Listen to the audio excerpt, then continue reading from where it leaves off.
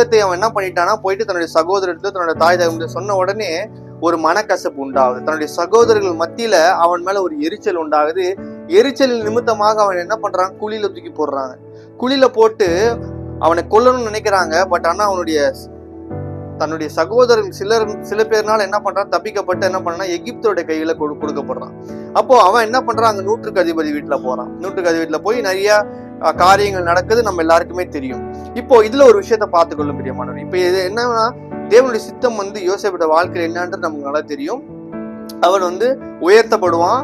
அவனுக்கு கீழே அவனுடைய சகோதரர்கள் அவனை வணங்குவார்கள், சேவிப்பார்கள் என்று நாம் வேதத்துல வாசிக்கிறோம். இப்போ இங்க ஒரு எக்ஸாம்பிளுக்கு இப்படி நடந்துருந்துச்சுன்னா எப்படி இருக்கும் அப்படின்றத நாம பார்த்துட்டு நாம் அடுத்தபடியாக சொல்ல போகிறோம். இப்போ இன்கேஸ் யோசேப்பு போர்த்திபாலுடைய வீட்டுல இருக்கும் பொழுது அங்க அவனுக்கு தேவனுடைய கண்கள்ல தயவு கிடைச்சு, அங்க இருக்கவங்களுடைய கண்கள்ல தயவு கிடைச்சனால அவனை அங்க விசாரிப்பு